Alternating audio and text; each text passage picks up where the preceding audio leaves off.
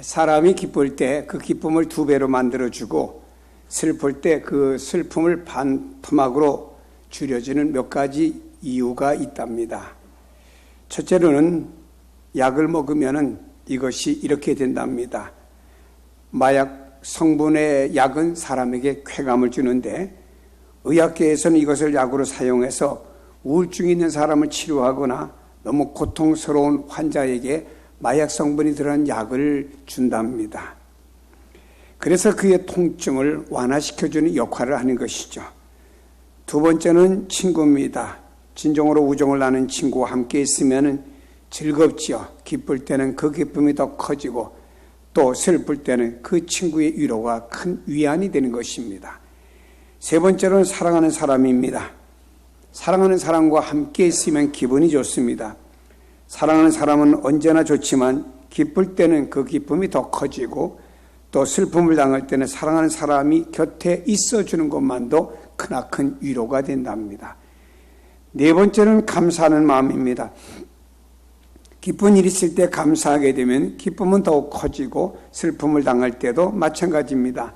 너무 슬프고 힘든 일을 당하게 되면 사람이 원망과 불평을 하게 됩니다. 그러나 그 가운데서 감사하게 되면 그 의미와 또 뜻을 깨닫고 그 안에서 오히려 원망하지 않고 감사하는 사람으로 변화된답니다. 그리고 거기서 사람은 지혜와 용기를 얻게 되고 슬픔이 반감되어서 오히려 소망이란 단어가 그 안에 커지게 됨을 보게 됩니다. 약은 잘못 사용되면 사람을 망칩니다. 건강도 망칩니다. 우정도 때로는 변하고 사랑도 변합니다. 그러나 감사는 변하는 것이 아닙니다. 어떤 사람의 무명의 사람의 글에 보니까 이렇게 썼습니다. 우리는 우리의 감사를 물 위에다 기록한다. 그러나 우리의 고통은 바위에다 기록한다. 라는 얘기를 했습니다. 감사의 조건들이 우리에게 주어졌을 때 그것이 물 위에다 기록하면 흘러가 버리고 맙니다. 금방 사라져 버리는 것이죠. 고통은 오히려 바위에다 기록하고 오래오래 기억한다는 내용이 되겠습니다. 그러니 사람들이 이 고통 때문에 불평할 수밖에 없는 것입니다. 예수님께서 예루살렘으로 가시다가 길가에서 사마리아와 갈릴리 사이로 지나가시는데 10명의 나병 환자를 만나시게 됩니다.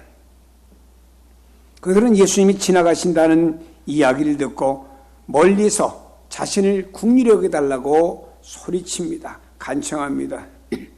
그들의 간청을 들으신 예수님은 너희가 가서 제자들에게 너희 몸을 보이라고 말씀을 하십니다. 저들은 제사장에게 가는 길에 자기들의 몸의 나음을 느끼게 되었습니다. 그런데 그 중에서 예수님께 돌아와서 감사합니다 하는 사람은 사마리아 사람 한 사람밖에 없었고 9명은 감사하지 않고 모두 제 갈 길로 가버리고 말았습니다. 이것이 현대인의 모습이라고 누가 말했습니다. 물론 9명은 감사하지 않았다고 해서 다시 나병으로 돌아간 것이나 혹은 감사하지 않았다고 해서 날병이 그 사람들의 머리에 떨어진 것은 아닙니다. 그러나 우리는 이것을 알아야 됩니다. 현대인들의 모습들이 바로 이와 같이 감사할 수많은 조건들이 있지만 감사하지 아니한다라고 하는 것입니다. 여러분 시편 136편에 보면 여호와께 감사하라 그 인자하심이 영원함이로다. 하나님께서는요 감사하는 사람에게 그 인자하심이 영원하도록 만들어주신다고 말씀했습니다. 다시 말해 감사하는 사람 안에 기쁜 일이 있을 때 그 기쁨이 더 커진다고 하는 말씀을 우리에게 주신 것입니다. 감사하는 마음을 물 위에다 새기지 않고 감사하는 마음을 마음속에 새기고 사랑하는 사람에게는 기쁜 일이 있을 때 그 기쁜 일을 배나 크게 만들어 주신다는 말씀이고 슬픔을 반감해 준다고 하는 것이죠. 왜냐하면 감사로 인해서 자신이 얻은 그 기쁨의 의미를 알기 때문인 것입니다. 그 기쁨 속에 담겨 있는 뜻을 압니다. 슬픔 속에서 그 의미와 주님의 섭리를 알기 때문에 그 힘듦과 슬픔 속에서도 오히려 감사할 수 있는 사람으로 희망을 주게 되는 것입니다. 그러기에 더 감사하고 더 기뻐할 수 있는 사람이 되는 것입니다. 인생은 근심과 걱정과 눈물의 연속입니다. 하루하루의 삶이 고단한 날들이 우리에게 다가오고 있습니다. 어느 누구도 여기서 자유로울 수는 없습니다. 그런데 이러한 세상에서 우리가 능력 있게 사는 비결이 있어요. 그것은 바로 감사라고 하는 것입니다. 감사는 분명히 삶의 기쁨이고 능력이고 행복이 됩니다. 그들을 꽃 피우고 열매를 맺게 합니다. 흔들리지 않고 피는 꽃이 없어요. 이 세상의 그 어떤 아름다운 꽃들도 흔들리면서 그 속에 줄기를 곧게 세우고 꽃을 피워냅니다. 젖지 않고 피어지는 꽃은 없습니다. 비바람과 또 센 폭풍 속에서도 다 젖지만 그러나 그 꽃들은 아름다운 꽃을 만들어냅니다. 인생도 마찬가지입니다. 여러 가지 환경 속에 흔들리고 젖고 아프고 이런 환경을 이겨내고 승리할 수 있는 능력이 있는데 바로 그것이 감사라고 하는 것입니다. 감사의 마음과 감사의 믿음을 가지고 나갈 때 하나님의 사랑을 발견하게 되고 하나님 뜻 가운데 서게 되며 그 속에서 꽃과 열매가 맺혀지는 결과를 가져오게 됩니다. 감사하며 살아가는 사람에게는 능력 있는 삶을 살도록 만들어줍니다. 감사하는 사람에게 역사가 일어나는데 스펄전 목사님이 설교하는 가운데 이런 이야기를 했습니다.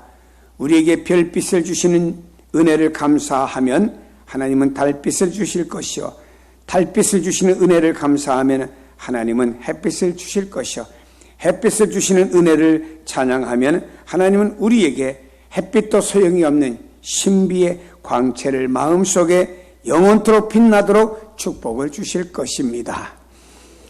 작은 것에 감사하며 나갈 때 우리는 큰 것을 얻게 될 뿐만 아니고 하나님의 신비로운 은혜를 체험하게 되고 그 은혜 아래서 살아가게 됩니다. 사랑하는 여러분, 하나님의 은혜, 하나님의 신비로운 은혜 안에 살아가기를 원하신다고 하면은 감사하는 사람이 되세요. 원망과 불평으로는 그 어떤 은혜도 없고 신비로움도 없으며 오직 눈앞에 무거운 현실만 보일 뿐입니다. 원망과 불평은 절대로 하나님이 영광 거두시고 원망과 불평하는 사람에게 하나님의 축복은 없습니다. 그러나 하나님께 오늘 감사할 수 없는 환경 속에서도 감사하는 사람에게 하나님의 은혜가 넘치게 되는 것입니다. 감사함으로 하나님 앞에 나오시기를 바랍니다. 감사하는 마음으로 하나님 앞에 나올 때 하나님은 기쁘신 은혜, 그 신비로운 은혜를 깨닫게 하여 주십니다. 그래서 성경은 이렇게 말씀합니다. 감사함으로 그 문에 들어가며 찬송함으로 그의 궁전에 들어가서 그에게 감사하며 그의 이름을 송축할지어다. 여호와는 선하시니 그 인자하심이 영원하고 그의 성실하심이 대대에 이르리로다. 여러분이 여기 성경에 보니까 하나님께 감사함으로 들어가는 사람은, 찬송으로 들어가는 사람은요, 감사와 하나님께 영광 드리는 찬송을 갖게 말씀했고요, 감사와 하나님께 영광 드리는 송축을 갖게 말씀했습니다. 여러분, 우리가 찬송으로 하나님께 영광을 돌리고 하나님을 높이며 영광 돌리듯이 감사가 바로 이렇게 하나님께 올려가는 향기로운 제물과 같은 역사가 일어나는 것입니다. 그래서 감사하라고 하는 것입니다. 한 선교사님이 터키에 가서 대학생들 상대로 늘 선교를 합니다. 이 선교사님은 항상 미소가 얼굴에 가득 흐르고 뭔가 소망이 있어 보입니다. 늘 대학생들과 믿지는 않지만 그 대학생들을 접촉도 하고 대학생들과 식사도 하고 차도 마시면서 항상 접근을 하면서 복음을 전하려고 애쓰는 선교사님인데, 하루는 대학생들과 이렇게 차를 마시다가 대학생들이 호기심을 가지고 묻더랍니다. 아니, 당신은 말이야 아시아권에서 온 사람인데 어떻게 그렇게 얼굴이 빼둥빼둥하고 그러냐? 나이가 얼마냐고. 우리가 봐도 아무래도 우리가 비슷한 것 같은데 나이가 얼마냐고 물었습니다. 이 선교사님이 나는 나이가 40대라고 했더니 20대 대학생들이 깜짝 놀라며 하는 말이, 아니 우리 20대와 비슷한데 어떻게 당신 나이가 우리보다 아버지 뻘 되는 40살이 넘었다니 이해가 안 간다고. 그때 선교사는 이렇게 대답했습니다. 나는 늘 감사하고 나는 모두를 사랑합니다. 그러다 보니까 얼굴이 늙지도 않습니다. 그런 이 학생들이 말하기를, 그럼 늘 감사하고 사랑하면 우리도 얼굴이 안 망가집니까? 그래서 선교사님 그렇습니다 라고 하면서 복음으로 접근해 들어갔다는 이야기를 들어봤습니다. 그래요. 이 더운 나라, 중동이나 또 아시아권에서 더운 나라에 사는 사람들 보면 우리보다 나이가 훨씬 많아 보입니다. 여러분, 이 더운 지역에 가면 여러분들 아마도 현재 나이보다 그 지역에 있는 사람과 비교해 보면요, 최소한 10년, 아니 얼굴을 잘 가꾸신 분은 아마 한 20년 차이가 날 겁니다. 여러분, 감사해 보세요. 얼굴도 밝고 평안하고 사람들이 행복해 보입니다.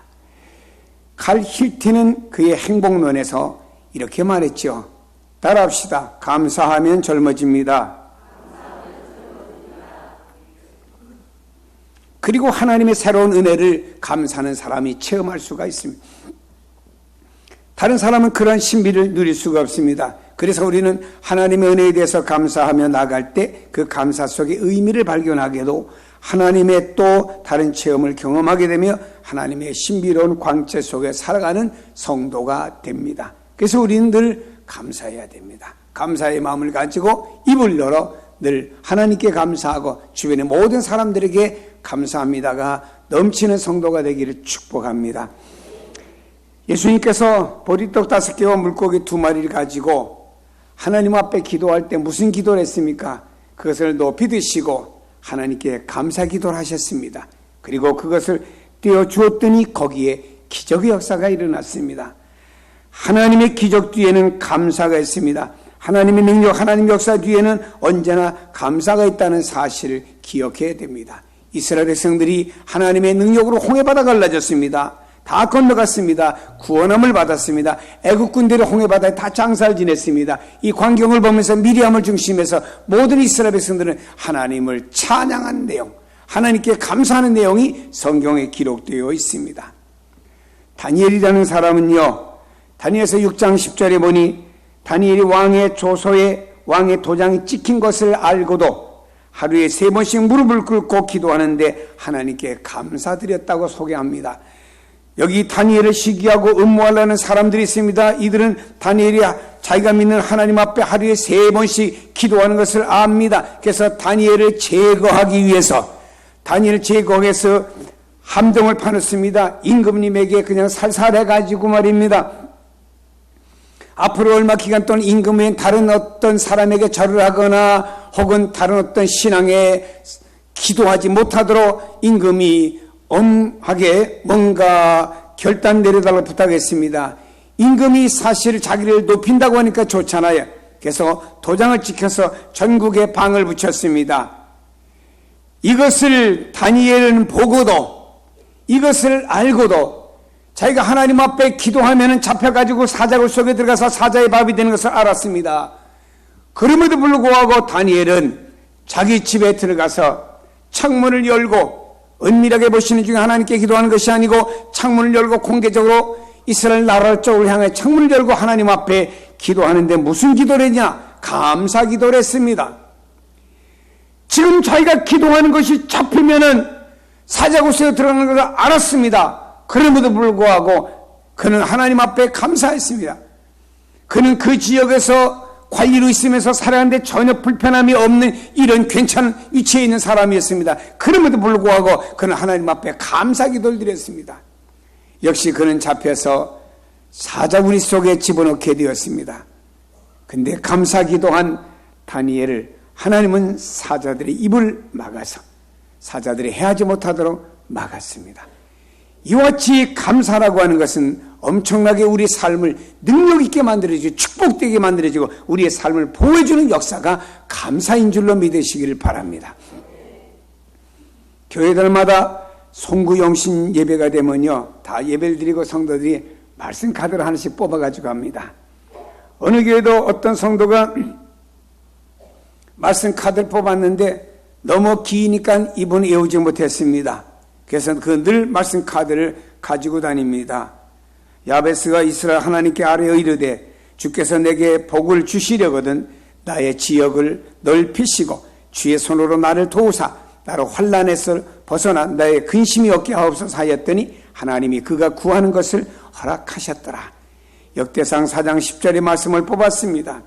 그런데 이번엔 이 말씀 카드를 보고 또 보다가 어느 날 지역을 넓히시고 하는 데다가 빨간 펜으로 줄을 긋고 그 밑에다가 이렇게 썼습니다. 수구자를 6,500 그리고 니꺼로 하고 감사 썼습니다. 이분이 날마다 이 성골을 봅니다. 이 성골을 보고 또 그는 이 성골 속에서 쓰여있는 6,500 니꺼로 감사를 보았습니다. 그리고 나서 6개월이 지난 6월에 이분이 사는 지역이 일산인데 일산 지역에다 6,500평의 땅을 샀어요. 그리고 감사했습니다. 하나님 앞에 하나님 지역을 넓히시고 이 말씀을 나는 믿습니다. 그리고 6,500평을 주신 줄로 믿습니다. 하고 감사를 동시에 같이 해버렸습니다. 하나님은 그분이 믿었던 믿음대로 역사가 일어나 그 땅을 사는 축복을 주신 것은 바로 감사가 능력 있게 만들어지고 감사가 축복이요. 그러므로 우리는 하나님 앞에 기도를 드려도 감사 기도를 드리시고 우리는 하나님 앞에 나와도 감사함으로 나오시고 거기에 하나님 역사가 일어나는 줄로 믿습니다. 이 감사의 능력은 우리의 태도에 달려 있습니다. 우리가 어떤 태도로 살아가느냐에 따라서 삶의 내용들이 달라집니다. 감사와 불평이라고 하는 건 똑같이 땅에 묻혀 있습니다. 어떤 사람은 매일 감사를 캐가지고 감사합니다, 감사합니다 말을 합니다. 어떤 사람은 또 불평이라고 하는 걸 캐가지고 만날 불평, 원망합니다. 마치 금광에서 금을 캐는 사람이 도로 금광에 들어갑니다. 근데 어떤 사람은 금을 캐가지고 나옵니다. 어떤 사람은 하루 종일 캐는데 돌멩이만 캐가지고 나옵니다. 똑같은 환경 속에서 똑같은 일을 당했는데 캐내는 것이 다르다 이 말입니다. 어떤 사람은 똑같은 환경 속에서 감사를 캐내는데 어떤 사람은 똑같은 환경 속에서 불평과 원망을 캐낸다 이런 말입니다. 사랑하는 여러분이요, 여러분 삶 속에서 순간순간마다 감사라고 하는 금광을 캐내시기를 축복합니다. 거기 하나님의 능력이 있고 거기 하나님 축복이 있고 거기 하나님 역사가 있고 거기 하나님의 인도와 도우심이 있는 줄로 믿습니다. 그래서 우리는 감사를 캐내야 됩니다. 우리가 본문의 말씀을 보면은 사도 바울의 감사 내용이 소개됩니다. 그리스도 예수 안에서 너에게 주신 하나님의 은혜로 말미암아 내가 너희를 위하여 항상 하나님께 감사한다고 바울은 고백하고 있습니다. 바울은 고린도 교회를 바라볼 때마다 나는 하나님께 기도할 때마다 고린도 교회 성도들이여 나는 당신들을 위해서 하나님 앞에 감사 기도를 드리고 있습니다라고 소개하며 글을 쓰고 있습니다. 사실 고린도 교회를요 바울이 개척을 했는데 엄밀하게 보면요 감사할 상황이 아닙니다. 이게 얼마나 많은 문제가 많은지 몰라요. 1장에 보면요 거기에는요 파당이 일어났습니다. 부유층과 서민층 사이에 갈등이 일어나서 교회가 부유층 그룹, 서민층 그룹 똘똘 따로따로 뭉칩니다. 그러니 복음 안에서는 다 똑같은 성도들인데 얼마나 바울이 마음 불편하겠습니까? 또 게다가 성경에 보니까 5장에 보니까 근친 상간의 은행 문제로 그냥 여러 가지 그냥 성이 문란했습니다. 그러다 6장에 보니까는 법정 소송을 해서 성도들께 법정에서 그냥 고법 대법까지 자꾸 올라가고 있습니다. 그리고 우상의 제물을 먹어야 되냐 안 먹어야 되냐 난 먹었다 난 안 먹었다 이거 또 시끄럽습니다. 어떤 사람 방언을 하니까 왜 방언이냐 왜 떠드냐 하면서 이 방언 문제 가지고 또 교회가 시끄러워집니다. 또 어떤 사람들은 부활이 있냐 없냐 사람이 죽어봐야 알지 어떻게 사람 죽은 사람이 살아나냐 부활 문제 가지고 그냥 또 시끄럽게 굽니다. 어떤 사람들은 바울 사도가 진짜 사도야 아니지 바울 사도는 12사도 속에는 없었잖아 그 위에 생겼잖아 그럼 진짜 바울 사도가 사도가 맞아? 이 문제 가지고 또 바울을 의심하게 만듭니다. 한마디로 말하면 고린도 교회는 바울에게 골치 아픈 게 골 때리는 교회입니다. 그럼에도 불구하고 바울 사도는 하나님께 감사하며 고린도 전서를 정중하게 가르치고 권면하고 있습니다. 이런 여러 문제들을 들여다보면 감사할 곳이 전혀 없어요. 이 고린도 교회를 잘 가르치고 교회를 세워놨는데 엉뚱한 말을 하고 엉뚱한 짓을 하고 오히려 바울 사도가 맞냐 안 맞냐 진짜냐 가짜냐 의심하고 있습니다. 그러니 바울의 입장에서 볼 때는요 화가 나고 분통 터질 일이 있죠. 저들에 대해서 책망을 해야 되고 또 저들을 나는 당신 같은 의리 없는 인간들하고 같이 교제도 하지 않겠다고 절교를 선언해야 될 바울의 상황이었습니다. 그러나 바울은 그런 상황 속에서도 돌멩이를 캐내지 않았습니다. 그런 상황 속에서 바울은 말입니다. 금광을 캐내면서 하나님께서 저들에게 베풀어 주신 은혜, 저들을 사랑해 주시고 저들을 구원해 주시고 교회를 세워주신 은혜를 감사했습니다. 그러면서 바울은 감사하는 마음을 가지고 저들을 접근해 들어갔습니다. 거기에 능력의 역사가 일어난 줄로 믿습니다. 사랑하는 여러분, 우리 안에도 부족함이 있어요. 이런저런 거 다 따져보면은 불만적인 요소가 사람이 살아가는데 왜 없겠습니까? 그러나 하나님의 은혜를 보세요. 여러분, 우리는 개인적으로 자신을 돌아보고 삶을 돌아보고 가정을 돌아보고 뭐 또 교회나 공동체나 다 어떤 세계를 보라면요 다 모자라는 것도 있고 부족한 것도 있어요. 그거 바라보고 모자란다, 부족하다, 불평하려면 한도 끝도 없고 내 영적이면 내 마음에 얼마나 손해를 많이 보는지 모릅니다. 그러나 우리는 하나님 앞에서 하나님의 은혜를 보세요. 우리에게 주신 은혜, 내게 주신 은혜, 성도 각 사람에게 베풀어 주신 은혜, 우리 교회에 베풀어 주신 은혜, 그리고 앞으로 베풀어 주실 은혜, 이것을 바라보면서 감사가 넘치는 성도가 됩시다. 그래서 사도 바울은요 모든 상황 가운데서 자족을 했고요 감사할 수가 있었습니다. 그러기에 사람 있지만 바울은 범사에 감사라는 말을 했습니다. 성도 여러분, 범사 모든 일에 감사해 보시기 바랍니다. 어떤 감사는 집의 부부입니다. 남편이 12시 땡땡 하면서 들어옵니다. 남편이 미안한 마음을 가지고 이렇게 문 열고 들어오니까 부인이 맞이하면서 여보 감사해 오셔서 12시여서 미안해 그랬더니 하는 말이 당신이 오늘 밤 안 들어와봐 내가 밤새도록 한 잠도 못 잠 내일 내가 얼마나 고통스럽겠어 12시라도 들어와 주니 감사하지요. 남편이 더 미안해서 하는 말이 내일부터는 일찍 들어올게. 그때 늦게 들어왔다고 시간이 몇 시인 줄 알아? 당신 왜 시간에 와야 돼? 이유를 말해봐. 따지면 그날 밤에 그 가정에 또 전쟁이 일어날 수도 있잖아요. 똑같은 상황 속에서도 돌을 캐지 않고 금을 캐는 가정의 감사는 달라지지 않겠습니까? 애들 보고도요, 너는 왜 이렇게 공부를 못하냐? 다른 집은 애들 수능고사 잘 봤다는데 너는 왜 그 모양이냐? 그 애가 속으로 뭐라 그랬습니까? 그래요. 그럼 그 애를 갖다 양자 삼으세요. 속으로 그럴 거 아니겠어요?